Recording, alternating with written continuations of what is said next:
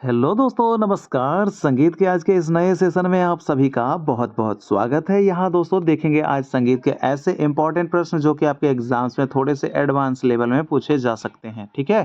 तो छोड़ेंगे नहीं आप लोग को और सारे प्रश्नों को लेकर चलेंगे, तो इसलिए हम लोग जो है इस सेशन को भी देख लेंगे। बहुत ही इम्पोर्टेंट सेशन है क्योंकि यहाँ से प्रश्न जो आएँगे वो आपसे छूट जाते होंगे। तो यहाँ से प्रश्न आप लोग को देख के कवर करना है। सारे प्रश्नों को भी वैसे उस तरह का लेकर चलूँगा ताकि एक भी प्रश्न जो है छूटे नहीं। चलिए शुरू करेंगे अपने सफ़र को, लेकिन दोस्तों उससे पहले आप लोगों से कहना चाहेंगे कि रिक्वेस्ट है एक छोटी-सी, एक प्यारी-सी कि अगर आप लोग चैनल पे नए हैं, पुराने हैं, अगर आप लोग सब्सक्राइब अगर नहीं किए हैं, तो सब्सक्राइब करके सबसे पहले नोटिफ़िकेशन को ऑल पे सेट कर लीजिएगा ताकि आने वाला जितना भी सेशन होगा वो सबसे पहले आपके पास पहुँच जाए इसके लिए, ठीक है? तो पहला प्रश्न हमारा है पहला दोस्त यहाँ पे कि कर्नाटक संगीत का पितामह किसे कहा जाता है? ये तो आपको इजी लग रहा होगा, है ना? तो क्योंकि प्रश्न जो है आज आपका कर्नाटक संगीत का ही रहेगा, ठीक है? कौन सा? कर्नाटक संगीत के तरफ से ही प्रश्न आज लेकर उपस्थित हुआ हूँ आप सबों के बीच। तो यहाँ पे देखेंगे पहला जो बेसिक बनता है तो भाई इसको तो शामिल करना बनता ही है क्योंकि ये हर एग्जाम में पूछा ही जाता है लगभग, ठीक है? तो इसका जवाब क्या हो जाएगा? श्यामा शास्त्री, त्यागराज, पुरंदरदास, एक से अधिक है, इनमें से कोई नहीं। तो यहाँ जो जवाब हो जाएगा कर्नाटक संगीत का पितामह जो कहा जाता है ये किनको? तो पुरंदरदास जी को कहा जाता है। आगे देखेंगे अगला प्रश्न यहाँ पे है कर्नाटक संगीत का पिता की पदवी से सम्मानित संगीतज्ञ हैं। कौन है भैया? किनको जो है कहा गया है कर्नाटक संगीत के पिता का पदवी दिया गया है? तो वही क्वेश्चन, बस लैंग्वेज जो कह सकते हैं, लैंग्वेज केवल चेंज। तो आपको हर तरह के लैंग्वेज को देखकर चलना है, हर तरह के लैंग्वेज को आपको दिखा हम देंगे, ठीक है? कि किस तरह से कौन सा प्रश्न पूछा जा सकता है। तो वही प्रश्न है, इसका जवाब क्या होगा? क्या श्यामा शास्त्री, त्यागराज, मुथुस्वामी दीक्षितर, एक से अधिक है, इनमें से कोई नहीं? तो देखिए यहाँ पे जो जवाब होगा आपका कर्नाटक संगीत का पिता का जो पदवी मिला है, आप लोग भी जानते हैं कि किनको मिला है? पुरंदर दास जी को मिला है। तो यहाँ पे ऑप्शन में है नहीं, इसलिए आंसर हो जाएगा उपयुक्त में से कोई नहीं, ठीक है?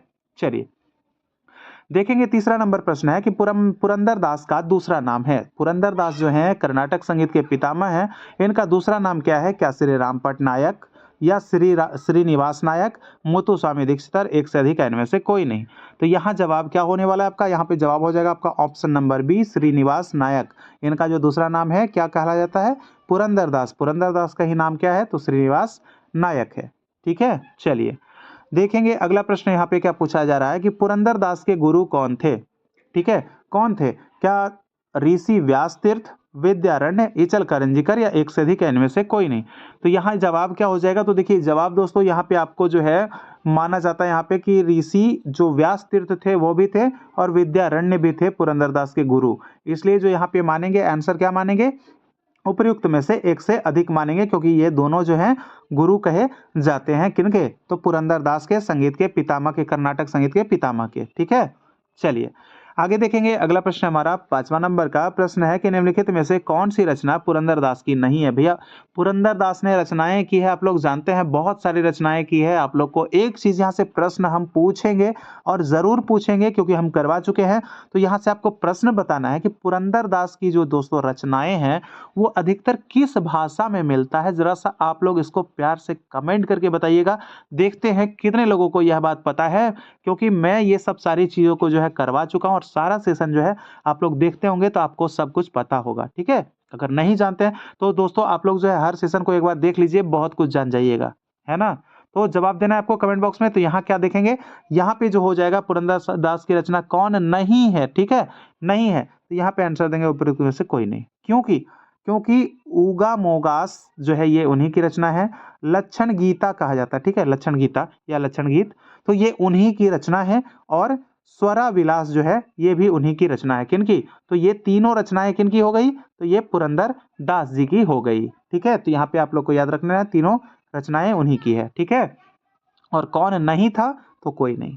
चलिए देखेंगे 6ठा नंबर प्रश्न यहाँ पे हमारा पूछ रहा है कि दक्षिण भारत में 15वीं शताब्दी के उत्तरार्ध में किस भक्त संगीतज्ञ का उदय हुआ? ठीक है, कौन से भक्त संगीतज्ञ का उदय हुआ? क्या गामा महाराज थे, पुरंदर दास थे, स्वाति तिरुनल, एक से अधिक, इनमें से कोई नहीं? तो देखिए यहाँ पे जो जवाब हो जाएगा इसका ऑप्शन नंबर आपका बी हो जाएगा, यानी कि आपके पुरंदर दास जी ही हो जाएंगे, ठीक है? ये 15वीं शताब्दी के उत्तरार्ध में इनका जो है आप लोग जो है कमेंट करके इनका जो है बताना है आप लोग को डेट ऑफ बर्थ कि इनका जन्म कब हुआ था, ठीक है? चलिए देखेंगे 7वां नंबर प्रश्न कि श्यामा शास्त्री का जो है जन्म कब और कहाँ हुआ था। तो श्यामा शास्त्री के अगर हम जन्म की बात करेंगे तो यहाँ पे कब और कहाँ हुआ था, क्या 1782 तिरुवरुर में, या 1762 तिरुवरुर, या 1762 तंजौर, या फिर 1862 उडुपी। कहाँ हुआ था दोस्तों? इसका जवाब क्या रहने वाला है? इसका जवाब हो जाएगा ऑप्शन नंबर ए आपका होगा 1762 तिरुवरुर में हुआ था। ठीक है, तिरुवरुर में किनका? श्यामा शास्त्री का। और ये जो है आपके कर्नाटक संगीत के क्या त्रिमूर्ति, ठीक है, उनमें से एक नाम आपका आता है क्या? श्यामा शास्त्री जी का भी आता है। ठीक है, चलिए देखेंगे 8वां नंबर प्रश्न यहाँ पे पूछा जा रहा है कि वेंकट सुब्रमण्यम का प्रसिद्ध नाम है। क्या प्रसिद्ध नाम है? वेंकट सुब्रमण्यम जी को किस नाम से जाना जाता है? कौन सा उनका जो नाम रहा है प्रसिद्ध है? क्या आचार्य नरेंद्र देव, त्यागराज, या श्यामा शास्त्री? एक से अधिक है इनमें से कोई नहीं। तो यहाँ जो आपका वेंकट सुब्रमण्यम की अगर हम बात कर लेंगे तो इसका जवाब क्या हो जाएगा? इसका जवाब हो जाएगा ऑप्शन नंबर सी आपका। श्यामा शास्त्री जी को क्या कहा जाता है? वेंकट सुब्रमण्यम। ठीक है, वेंकट सुब्रमण्यम के नाम से जाने जाते हैं श्यामा शास्त्री। तो आपको याद रखना है। और आपको मैंने क्या बता दिया किनके बारे में? पुरंदरदास जी के भी बारे में बताया मैंने। क्या बताया? जरा सा आप लोग यहाँ पे आ गए हैं तो कमेंट कर दीजिएगा पुरंदरदास को और किस नाम से जानते थे। ठीक है, उनका जो मूल नाम था वो क्या था? कमेंट कीजिएगा आप लोग। चलिए देखेंगे अगला प्रश्न यहाँ पे है कि संगीतज्ञ श्यामा शास्त्री के गुरु कौन माने जाते हैं? संगीतज्ञ श्यामा शास्त्री के गुरु क्या संगीता स्वामी, या फिर देवरनाम, या त्यागराज? एक से अधिक इनमें से कोई नहीं। तो देखिए यहाँ पे जो जवाब आपका रहेगा सीधा आपका ऑप्शन नंबर ए जवाब होने वाला है। संगीता स्वामी जो हैं ये कौन थे? तो संगीता स्वामी जो थे ये श्यामा शास्त्री के गुरु थे। ठीक है, श्यामा शास्त्री के कौन थे? गुरु थे। और श्यामा शास्त्री को क्या कहा मैंने? वेंकट सुब्रमण्यम कहा। अभी जस्ट आप लोग को बताया है वेंकट सुब्रमण्यम कहा गया है इनको। ठीक है, चलिए आगे देखेंगे 10वां नंबर प्रश्न है हमारा। क्या पूछा जा रहा है कि श्यामा शास्त्री ने किसकी संरचना की है? देखिए प्रश्न ज्यादा कोई कठिन नहीं है भाई, लेकिन यही सब प्रश्न छूटेगा। ठीक है, समझ पा रहे हैं ना? यही सब प्रश्न छूटेगा, इसीलिए इन सब प्रश्नों को जो है छोटे छोटे नहीं आंकना है, क्योंकि छोटा है बिल्कुल है, ज्यादा कोई कठिन नहीं है, लेकिन फिर भी यही सब छूट जाएंगे। इसलिए आप लोग को जो है कंफर्म क्लियर कर लेना है इन सब प्रश्नों को, है ना? तो सेशन अगर अच्छा लग रहा होगा तो साथ ही साथ आप लोग लाइक कर दीजिएगा भी अपने प्यारे हाथों से। तो हम यहाँ पे बताना चाहेंगे आपको कि श्यामा शास्त्री ने किसकी संरचना की है? कौन सा? क्या?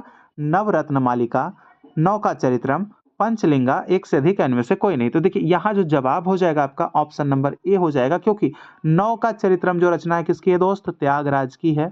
ठीक है, पंचलिंगा किनकी है दोस्त? तो ये आपका मुथु स्वामी जी की है। ठीक है, मुथु स्वामी जी की है। ठीक है, तो इस तरह से ये आपको याद रख लेना है। ये देखिए रचनाओं के बारे में विषय में अगर हम बात करेंगे तो रचनाओं से एक प्रश्न आपका बन जाएगा। तो यहाँ पे तीनों जो है आपको याद रखना है। श्यामा शास्त्री की जो है आपका कौन है? नवरत्न मालिका। और ये तीनों जो त्रिमूर्ति हैं, देखिए हाँ इनका नाम आ गया ना, ये आपका श्यामा शास्त्री, त्यागराज और मुथु स्वामी दीक्षितर, ये तीनों का त्रिमूर्ति। और यही त्रिमूर्तियों का तीनों का हम यहाँ पे आपको ला दिया है इनका रचना। और भी रचनाएं हैं, ऐसा नहीं है, लेकिन यहाँ पे जो है रचना आप लोग के बीच जो है तीनों का ला दिए हैं। तो तीनों को आप लोग याद कर लीजिएगा कि कौन किन का है। ठीक है, चलिए 11 नंबर प्रश्न देखेंगे यहाँ पे कि श्यामा शास्त्री ने कामाख्या अनुदीमानु, ठीक है, अनुदीमानु की रचना किस राग में की है? यानी कि श्यामा शास्त्री की बात कर लेंगे तो ये जो एक जो है रचना किए हैं जिसका क्या नाम है? कामाख्या अनुदीमानु। इसकी रचना जो है कौन से राग में है? कौन सा? हिंडोलम, राग भैरवी, बिलावल, एक से अधिक इनमें से कोई नहीं। तो यहाँ पे जो जवाब हो जाएगा इसका जो मिलता है दोस्तों आपके जो बुक में दिया हुआ था, ये आपके हिसाब से आपके बात करेंगे तो यहाँ पे राग भैरवी लिखा हुआ था डायरेक्ट, लेकिन ये भी जो है उसको नहीं समझाया गया था कि भैरवी को जिस नाम से वहाँ पे कर्नाटक संगीत में कहते हैं तो क्या उसी के नाम से जाना जाता है? नहीं, लेकिन वहाँ पे आपके जो लिखा हुआ था डायरेक्ट आपका राग भैरवी दिया हुआ था। ठीक है, तो आप लोग एक चीज कमेंट कीजिएगा कि राग भैरवी को कर्नाटक संगीत में क्या कहते हैं? आप लोग कमेंट करके बताइएगा कमेंट बॉक्स में। आगे बढ़िए, अगला प्रश्न हमारा 12 नंबर का कि चतुर्दंडी प्रकाशिका इनमें से किनकी रचना है? क्या रामामात्य की है, वेंकटमुखी की है, विद्यारण्य की है, एक से अधिक इनमें से कोई नहीं। कौन सा जवाब हो जाएगा दोस्तों? देखिए कभी भी अगर कोई पुस्तक का नाम देकर पूछे ना कि इनके रचनाकार कौन है, तो आप लोग को ज्यादा चांसेस जो हैं कि आपका एक से अधिक वाला ऑप्शन नहीं होगा। ठीक है, बहुत ज्यादा चांसेस है एक से अधिक वाला ऑप्शन नहीं होगा। ठीक है, यहाँ जो जवाब हो जाएगा क्या हो जाएगा, चतुर्दंडी प्रकाशिका, वेंकटमुखी, रामामात्य की बात करेंगे तो स्वरमेल कलानिधि, विद्यारण्य की बात करेंगे तो संगीत सार। ठीक है, चलिए देखेंगे अगला प्रश्न। यहाँ पे 13 नंबर का प्रश्न है, बहुत ही इंपॉर्टेंट, इसको पहले आप लोग VBI लगा लीजिए। आप लोग सभी के लिए, जैसे कि आपका जितने भी एग्जाम हो रहे हैं, MP टेट हो, एस्टेट हो या फिर आपका BPSC हो, तो जो भी एग्जाम आप दे रहे हैं, EMRSD, SSSB, तो सभी लोगों के लिए जो है इंपॉर्टेंट सेशन ही है, पूरा सेशन इंपॉर्टेंट है, क्योंकि सबका सिलेबस लगभग सेम है और प्रश्नों को भी उसी तरह का लाए हैं कि किसी में भी जो है आपका प्रश्न छूटे नहीं। एडवांस जो है कुछ प्रश्न सारे एग्जाम्स में पूछे जाते हैं और यही सब पूछे जाते हैं। ठीक है, तो ये सब छूटे नहीं, तो इसके लिए आप लोग के बीच है। तो यहाँ पे क्या प्रश्न है हमारा 13, लॉस एंजलिस, ठीक है, लॉस एंजलिस फिल्हार्मोनिक ऑर्केस्ट्रा के सबसे कम उम्र के संगीत निर्देशक कौन थे? एक क्या है भाई, लॉस लॉस एंजलिसन है, लॉस एंजलिसन, इसमें क्या है कि फिल्हार्मोनिक जो ऑर्केस्ट्रा है उसके सबसे कम उम्र के क्या पूछ रहा है, संगीत निर्देशक को क्या हो जाएंगे, यहूदी मेमुहिम या फिर हर्षित मेहता, जुबीन मेहता, एक से अधिक, इनमें से कोई नहीं। तो सबसे कम उम्र वाला तो कोई एक ही होगा ना, कोई एक ही होगा ना, तो यहाँ पे जवाब हो जाएगा option number C, Zubin Mehta. ठीक है, जुबीन मेहता हो जाएगा यहाँ पे सही जवाब। आगे देखेंगे अगला 14 नंबर प्रश्न है, विद्यारण्य की रचना कौन सी है? विद्यारण्य की रचना क्या संगीत चक्र है, संगीत सुधाकर है, संगीत सार है? यहाँ पे जवाब क्या होगा, जो जवाब यहाँ पे होगा, यहाँ पे आपका क्या हो जाएगा, ऑप्शन नंबर सी हो जाएगा, विद्यारण्य जी की जो है संगीत सार हो जाएगी। और विद्यारण्य को क्या कहा जाता है, तो ये कहा जाता है कि विद्यारण्य जी पुरंदरदास के भी गुरु रहे हैं। ठीक है, चलिए देखेंगे अगला प्रश्न हमारा क्या पूछा जा रहा है यहाँ पे। यहाँ पे प्रश्न है, राग मायामालव गौड़ किसकी रचना है? किसकी रचना है मायामालव गौड़? और मायामालव गौड़ को हमारे हिंदुस्तान संगीत पद्धति में, हिंदुस्तानी संगीत पद्धति में किस नाम से जानते हैं? आप लोग को कमेंट करके बताना है, ठीक है, कमेंट बॉक्स में। और यहाँ पे देखेंगे कि इस राग की जो रचना जो की है वो कौन किए हैं, त्यागराज है, स्वाति तिरुनल है या पुरंदरदास, एक से अधिक, इनमें से कोई नहीं। तो जवाब यहाँ पे होगा मेरे दोस्त, क्या हो जाएगा 15 नंबर का, इसका जवाब हो जाएगा आपका पुरंदरदास, ऑप्शन नंबर सी हो जाएगा, मायामालव गौड़। ठीक है, मायामालव गौड़, तो ये आपका हो जाएगा पुरंदरदास के द्वारा रचा गया क्या है, राग है, जो कर्नाटक राग है।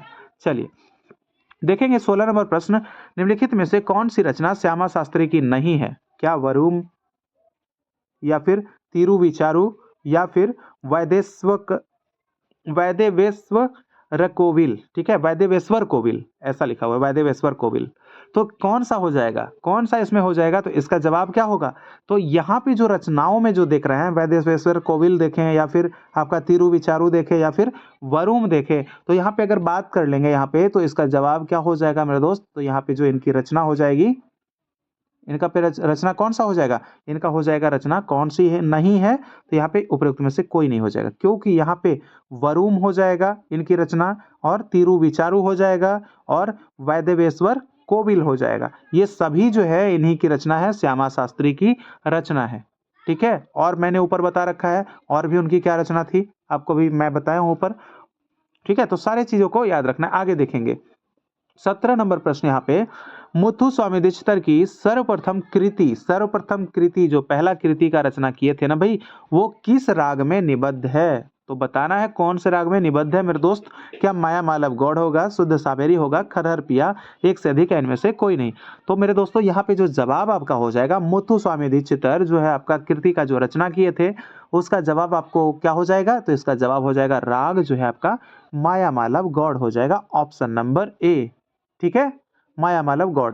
मायामालव गौड़ का तो सवाल मैंने आपसे पूछा ही है। चलिए, शुद्ध सावेरी किसके बराबर होता है? तो दुर्गा हमारे यहाँ जो होता है कर्नाटक संगीत में शुद्ध सावेरी के नाम से जाना जाता है। और खरहर पिया किसको कहते हैं? किसको कहते हैं भाई? काफी को कहते हैं। ठीक है, काफी खरहर पिया। ठीक है, चलिए देखिए अब 18 नंबर का प्रश्न यहाँ पे है। 18 नंबर प्रश्न है कि दक्षिण भारत के प्रसिद्ध संगीतज्ञ मुत्थुस्वामी का जन्म कब हुआ था? मुत्थुस्वामी दीक्षितर ये वही है जिनकी कृति क्या है, पंचलिंगा। इनका जन्म पूछा जा रहा है कब हुआ था, क्या 1875 में, 1857 में, 1775 में, एक से अधिक, इनमें से कोई नहीं? तो भैया जन्म का जब भी बात आएगा तो ये ऑप्शन तो बिल्कुल कट ही जाएगा, 100% यहाँ पे हटा देना है। ठीक है, जन्म के बारे में पूछेगा तब। तो चलिए यहाँ पे क्या जवाब हो जाएगा, इसका जवाब हो जाएगा ऑप्शन नंबर सी, 1775। ठीक है, यानी 1775 ईस्वी में कर्नाटक के जो है, दक्षिण भारत के जो है प्रसिद्ध संगीतज्ञ मुत्तुस्वामी दीक्षितर जी का जन्म होता है 1775 ईस्वी में। चलिए आगे देखेंगे, 19 नंबर का प्रश्न है, मुत्तुस्वामी दीक्षितर के गुरु कौन थे? इनके गुरु की अगर बात कर लेंगे, मुत्तुस्वामी दीक्षितर के गुरु कौन हो जाएंगे? गुरु क्या चिदम्बरम नाथ हो जाएंगे, चिदम्बरम नाथ हो जाएंगे, या फिर आपका कौन हो जाएंगे? बालादित्य सुब्रमण्यम या पुरंदर दास, एक से अधिक है इनमें से कोई नहीं। तो यहाँ जो जवाब रहने वाला है आपका क्या हो जाएगा? पूरा नाम इनका है क्या? तो चिदम्बर नाथ योग। ठीक है, क्या हो जाएगा? चिदम्बर नाथ योग। ये कौन है? तो ये आपके मुत्तुस्वामी जी दीक्षितर जी के गुरु माने जाते हैं। ठीक है, चलिए आगे देखेंगे। अब अगला प्रश्नों की तरफ यहाँ पे देखिए दोस्तों, आज का सेशन आप लोगों को कैसा लगा है, ये आप लोग जो है लिख कर बताइएगा कि प्रश्न आज के कैसे लगे आप लोगों को। ठीक है, तो चलिए यहाँ देखेंगे, समष्टि चरणम। ठीक है, समष्टि चरणम कृति किनकी रचना है? तो समष्टि चरणम जो है, ये जो कृति जो है, ये किनकी रचना है मानी जाती है? क्या मुत्तुस्वामी जी की, या फिर बालादित्य सुब्रमण्यम जी की, या फिर आपका पुरंदर दास जी का? किनका है? तो इसका जवाब क्या हो जाएगा? तो इसका जवाब हो जाएगा दोस्तों, आपका जवाब जो सीधा सीधा हो जाएगा इसका option number A, Muthuswamy Dikshitar.